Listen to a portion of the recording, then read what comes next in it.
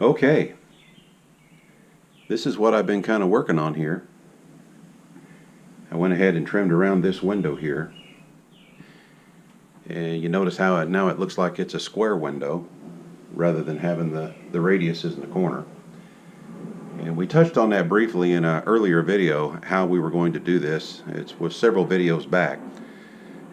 And I'm going to show you a clip from that video here in a moment so you'll know how we ended up how we did here. But I also want to point out to you, notice how the trim is inset inside the window there. And if you look back over here, you can see that it's thinner here and it's the full 3/4 of an inch thick here.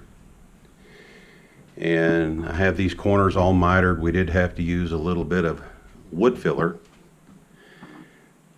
to fill the corners, but we think it's going to take clear polyurethane really well. And we're wanting the natural knotty pine look there on the window trim and also the door trim as well. What I'm going to do here in a moment, I'm going to show you how I made these trim pieces, and then we're going to do this window over here. Now, if you'll recall, several videos back, don't know how many some of you folks have been able to watch in the past, but our walls are a total now of 2 inches thick. We started out with a 1 inch thick wall, which was the regular steel framing. We took the 3/8 plywood off of the wall that was there, and we installed 1 inch thick foam board insulation. Then we laid on furring strips horizontally up and down the walls here, 3/4 of an inch thick, and then we installed another layer of 3/4 inch thick foam board insulation there as well. What that left me with was coming up with a way that I could still put the trim rings back on the windows the way they needed to be so that they would seal properly up against the window here.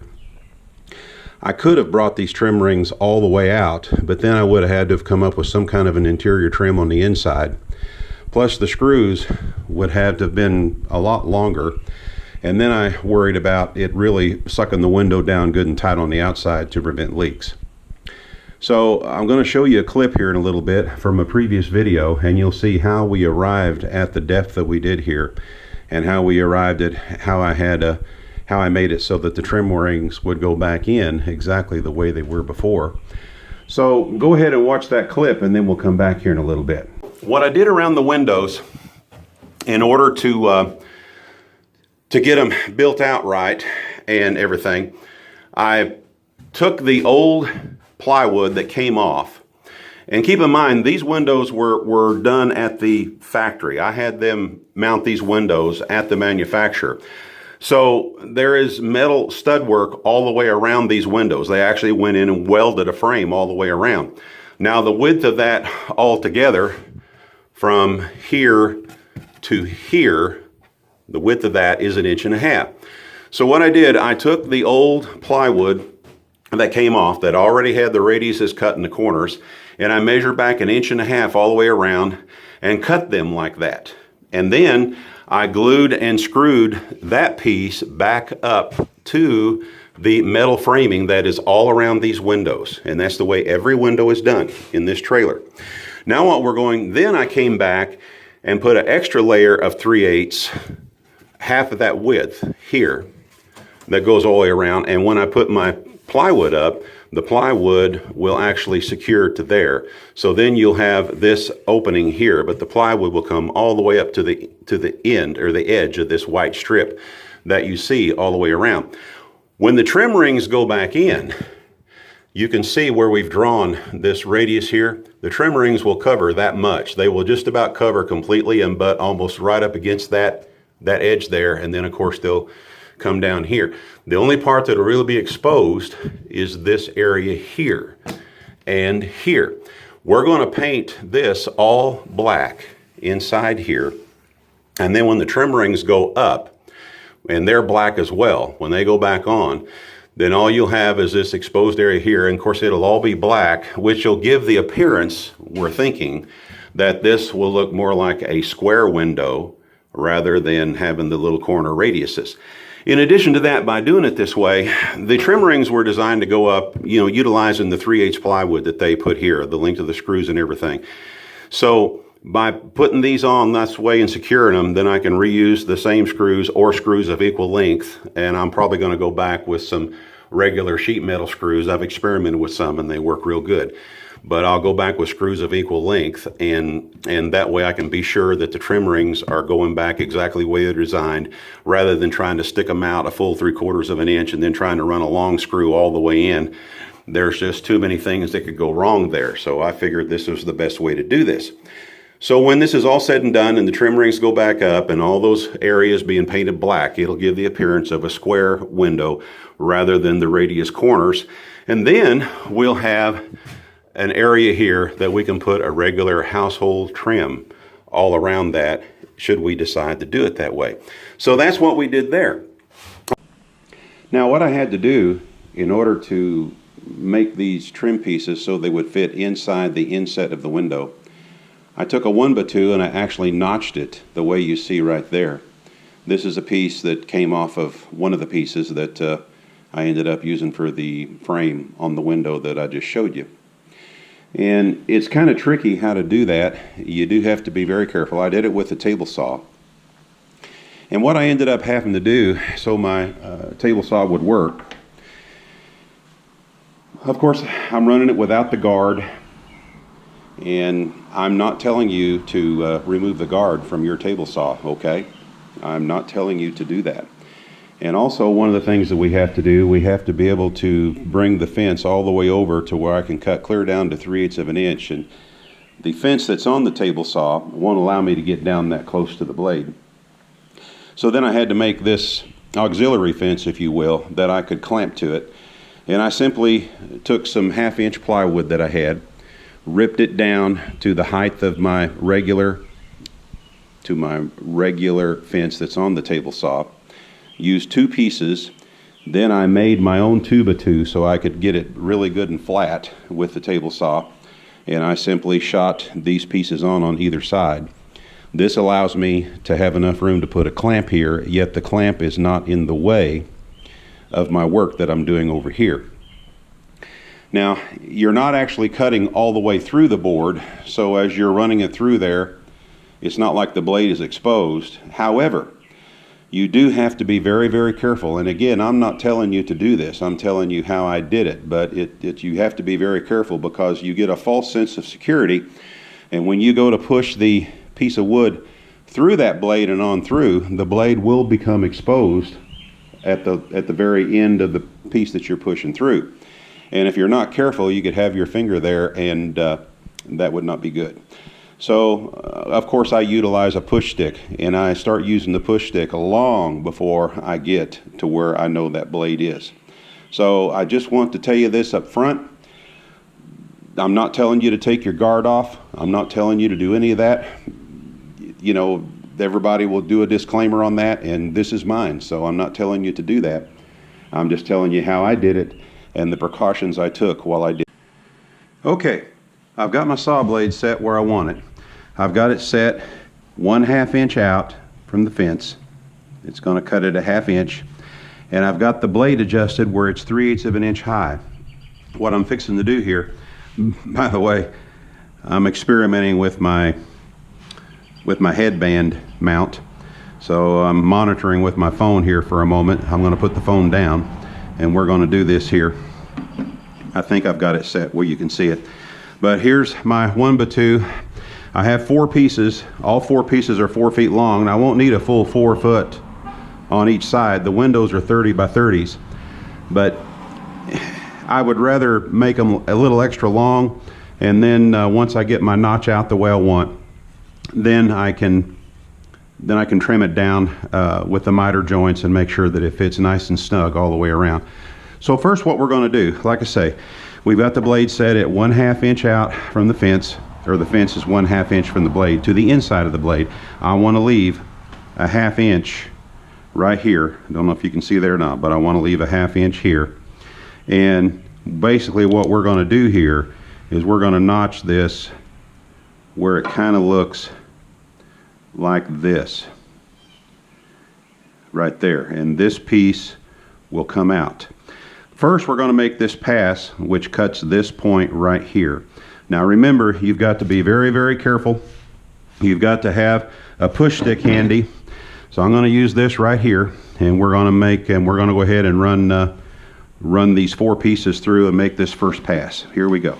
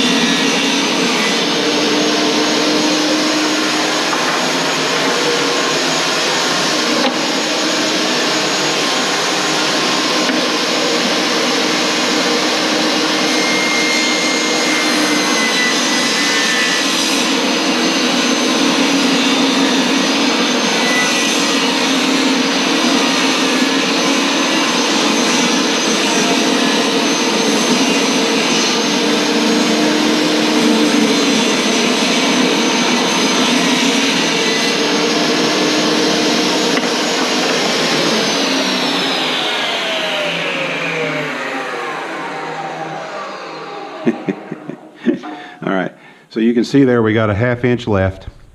Now we're going to set our saw where we cut out that section right there. Don't know if you can see that or not, but that'll be our next step. Be back in a minute. Okay, first what I did on this next setup, I raised the blade now. If you can see it there, I raised the blade now where it's just barely going to cut beyond, and this is the peak of the blade right there, and it's barely going to cut beyond that. Now the next thing I need to do, because I want to cut halfway into this 1x and it's 3/4 of an inch thick, the next thing I have to do now is set my fence where it's 3/8 of an inch from the fence to the inside of the blade here. So I'm going to do that next, and then we'll make another pass. Be back in a second. Okay, I've got my blade set at the proper height, so it's going to cut right up just barely to the top of this groove here, just barely catch that. And then I've got the depth 3/8 of an inch because I want to cut halfway into this 3/4 inch board here.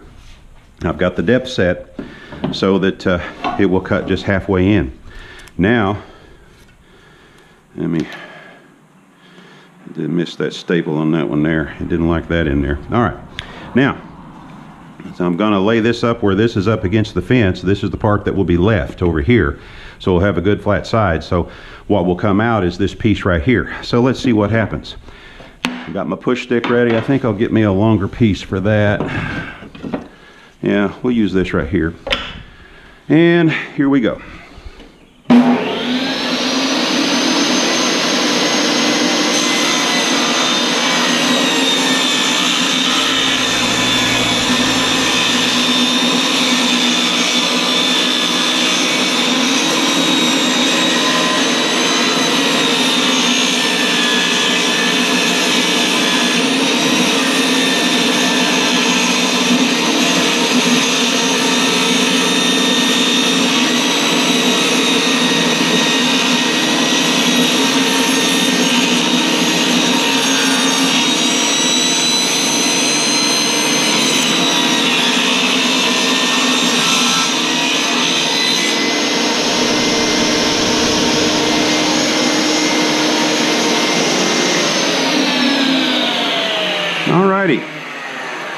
come out real nice and clean there. I have to clean it up a little bit with a razor knife. There's a couple spots there. And now here's what we've got. This is what we were after right here. And then we'll do 45s on the corners, and I'll do a 145 first, and then I'll come over to the other corner and start slowly notching it back until I have it where it fits snug inside the window. And we'll come back here. I'm going to go ahead and do the rest of these passes and finish cutting the rest of these, and then we'll come back and we'll start working on cutting them to fit the window. Be back in a little bit. Thank you. Bye-bye. Okay. What I did first, let me make sure I'm recording. Yeah, I'm recording. Okay, what I did first, took my piece here and took one of the pieces that came out, and I laid it up in here to give it support.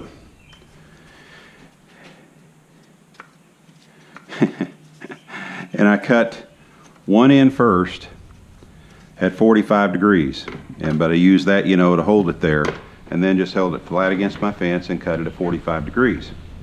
Now, when we go in here, and I've notched it a little bit already, but you'll notice, let me step in here.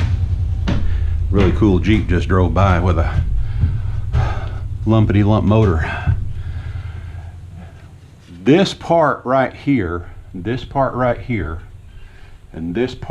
there, and you can see I got a mark already back there a little bit. But that little section right there is what needs to intersect with this corner right here. And you know, this is not the prettiest thing here, but I know that this is going to cover this up. So what you can do, you can lay it up in here, and you know that this part, this point right here, is going to intersect with this. So you line it up to where you see it lined up with this here. Then you come over here and you make your mark here, not up here, not down here, but right there where it's supposed to intersect, right there. Now technically it's supposed to intersect right there, which means it would be roughly cut off about like that. Well, what I did, I cut it a little bit long because I want it to be snug. So I'm just shaving off a little bit at a time. Now, so we're going to go back out here, and I'm going to be notching it from this end now, or cutting it from this end. Slowly but surely, and it may take a couple of passes to do this. I need to clean up my shop. Deb's gone right now. And no, she's not just the shop cleaner. She does a lot of stuff. But anyway, she'll be back in a little bit. And maybe she'll clean it up for me. Anyway, we're going to just take about a blade's width off. I don't want to do this all at once.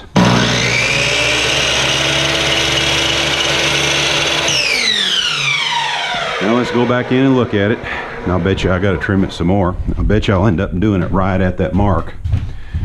And we'll lay it in there. And yeah, it's still a little tight. Let's go back here and look at it again. Line that up right there, because that's where it would intersect. And look at my mark. Yeah, I'm going to go ahead and shave another blade's width off, and then we'll be just a little bit at a time each time. I know it's a slow process, but I'm kind of picky that way. I'm sure there's some more skilled carpenters out there that'd probably be able to tell me a really quick way to do this. But anyway, this is the way I'm doing it.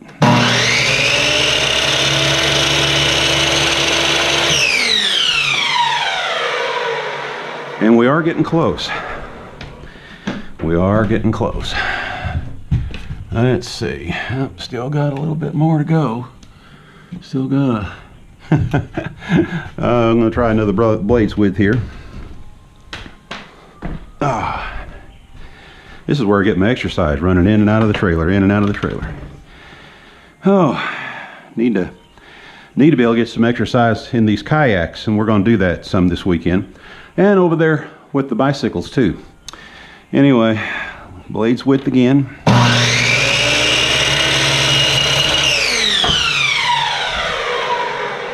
And it doesn't hurt if I'm just a tad off. I was a little bit off over here, but we ran some fill in there and then sanded it down. And it's going to take It's going to take the, oh, looky there. Looky there. That's the way we want it to fit. Just like that. All right. Okay, this is coming out really, really good. It's fitting nice and snug right in there. And when I measure from here to the top of the plywood here, and from here to the top of the plywood here on the wall here, it comes out within a 32nd of an inch. So this is this top here is level with this top here, and it also means that it's level with the floor, because when I laid up my plywood panels here, I started from the floor to go up. So that's a good. That is all good. So now what we're going to do, you don't need to see me trimming every one. You saw how I trimmed this one here. I'm going to go ahead and trim the rest of them to fit, and then we'll come back here in a little bit and we'll show you how we're putting it on there and shooting it on. So give us a few minutes and we'll be, well, you don't have to give us any time. It's just going to flash right over to the next video. Anyway, you'll see that here in just a little bit. Bye. Okay, everybody, there's the finished product. Just remember to cut all your pieces just a tad long, and then slowly shave them one at a time until you get them down, and trial fit them several times. Have an extra pair of hands there to have someone help hold them in place so you can get your joints as tight as possible. And please, please, if you use the method that I use for notching your trim with the table saw, please, please be very, very careful, please. And and remember, I'm not telling you to do it that way. I'm not telling you to take the guard off of your saw. I'm just showing you how I did it, okay? All right. Well, we're going to do another project here for too long. So anyway, I hope you learned something from this, and hope it's something you might be able to use in your particular build or in another project that you're working on. We're going to sign off for now, and we'll tackle something else. This is Bill. Oh, and by the way, Deb's here. There she is, right there. Say hello, dear. Hello. Hello. Yeah, she went out and did a little part-time work this morning for a little bit. Now she's working on the cabinets, but that's going to be a subject of another video. Anyway, this is Bill and Deb with I Ride Tiny House Adventures. We're going to say goodbye for now. Say goodbye, dear. Bye. Bye-bye.